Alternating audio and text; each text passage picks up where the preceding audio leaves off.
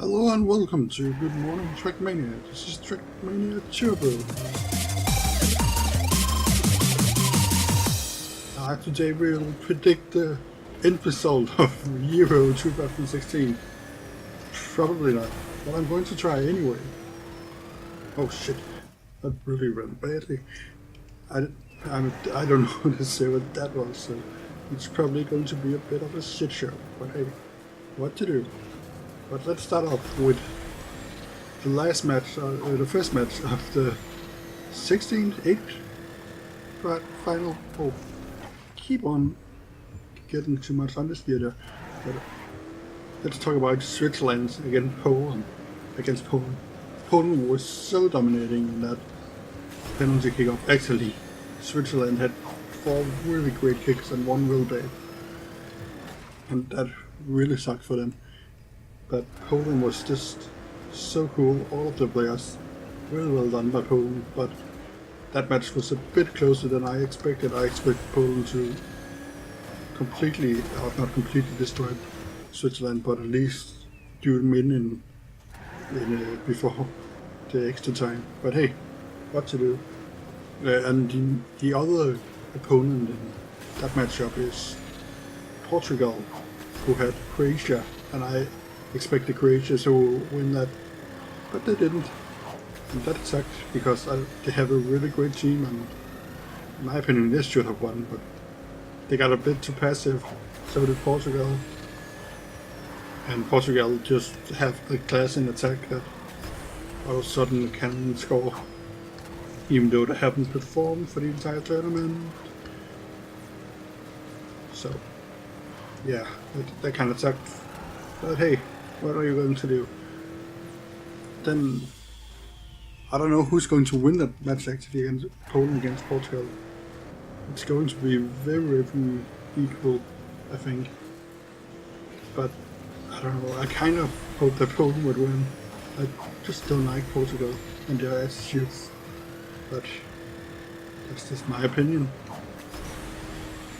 And Poland, I like them because they are just a fighting team. I like watching fighting teams, but it's going to be a very boring match, and that's tonight. So I'm not looking that much forward to that match. I think both teams are going to be pretty passive. Hopefully Lewandowski and Cristiano Ronaldo can bring some magic to that match. But I guess Lewandowski isn't really the magic maker, just a magic putter awayer, you know. He scores on other people's magic. Always. Great attacker. But yeah, let's move on to the next matchup, which is Wales against Belgium. That's going to be an interesting match. Belgium should take that. They played really well against... Who were they playing against? There they are. Hungary. And yeah, that just absolutely destroyed them 4-0. But I don't think Wales is going to be as easy of a match. It's kind of weird that the only team who went out from the group of Iceland and Portugal and Hungary was Hungary, who won the group. And they just got absolutely destroyed, and the other teams actually managed to defend themselves. But yeah, I guess with Belgium's good performance against Hungary, though, they're now my new final favorites. Hopefully. But Wales, you cannot underestimate Wales and Wales. Well, he played very well so far. They only beat Northern Ireland by 1 goal. But it was also a very strange match. And I think Wales will do better against Belgium, where they can actually play on counter-attacks, which they really couldn't against Northern Ireland. Both of Northern Ireland and Wales are kind of defensive teams, but Wales had Bale. That's why I keep on trying to call them Bales. Yeah, and I guess that was the first part, and I like this map. Let's move on to Germany versus Italy. That's the match of this quarterfinal, and I'm really looking forward to it. because Italy really did well against Spain, beating them 2-0, and they could easily have beaten them 4 or 5-0 if it wasn't for De Gea. Then again, De Gea kind of did drop the ball. He made a big mistake against Spain. No, sorry, against Italy. And you just saw Buffon's class in that match. He doesn't make any mistakes. That's just what he does. No mistakes, Buffon.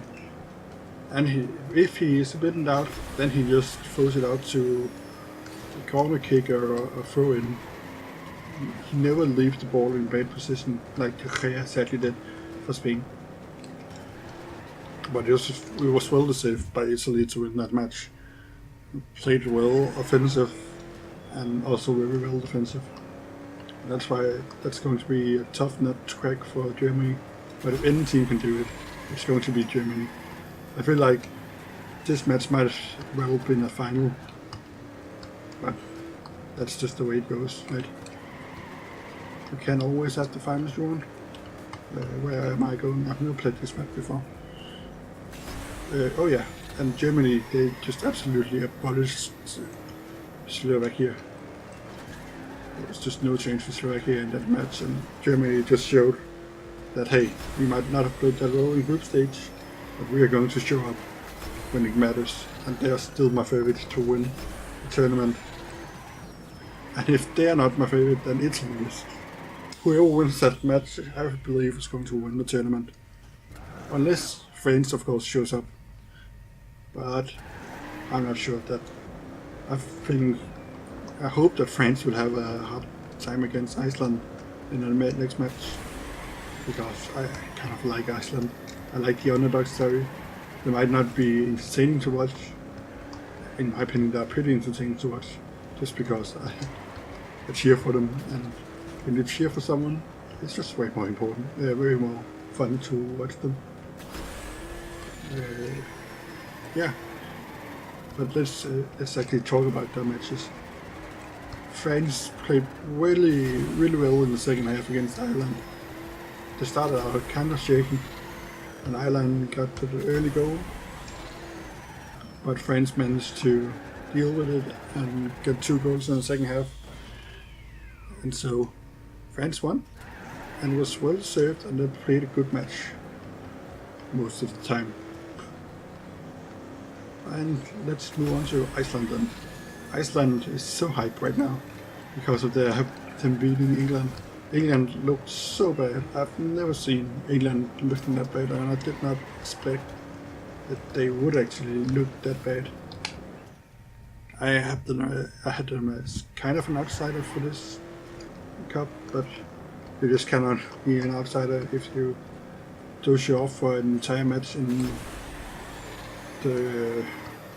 against Iceland.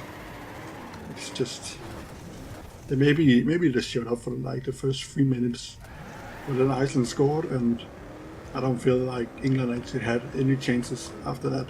While Iceland could have actually scored 1 or 2 more goals. So yeah, I fear for France now, because Iceland is going to.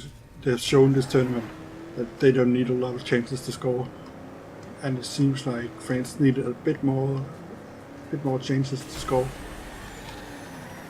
And Iceland really didn't look tired against England at any point, even though I expected them to be very tired in that match, because they haven't really changed in their starting 11.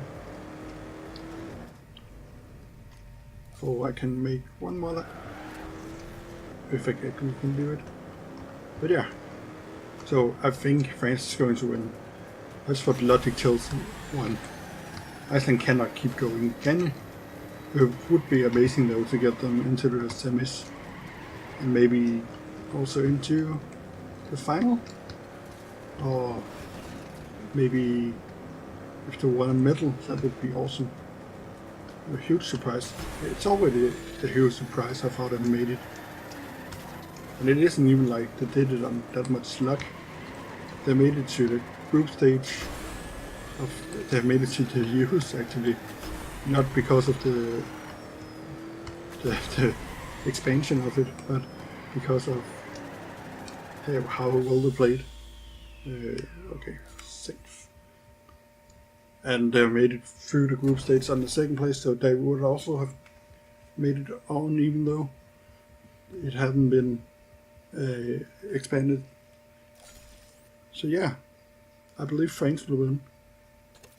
And France will then go on and lose to Germany or Italy in the semis, while Belgium is going to beat Poland or Portugal in the semis too, and then Germany is going to destroy Belgium in the final.